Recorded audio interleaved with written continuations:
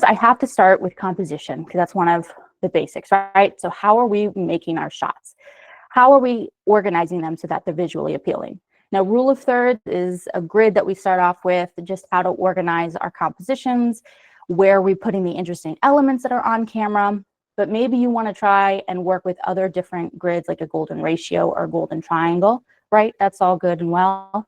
You can also make sure that you're paying attention to your elements of composition and elements of design. Now, if you go and search that, you're going to find a list. Maybe you'll find a list that says there's 7 elements. Maybe you'll find a list that says 9. And they're all relative and probably relate, but some of them are going to have something more to do with maybe sculpture or painting. And these are ones that I think are a bit more relevant and top of mind when it comes to video content, right? So are we using leading lines to kind of draw our attention in or move the viewer through the frame? How are we using space, like positive and negative, but also how are we creating a sense of depth? Do we want to create that?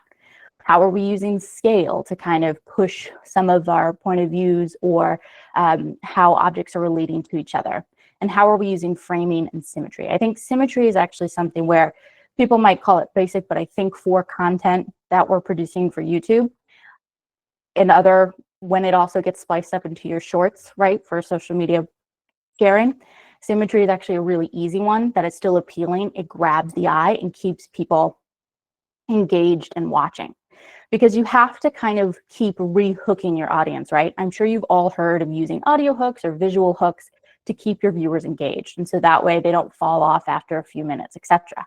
Having visually interesting shots will help you naturally keep your viewers watching longer.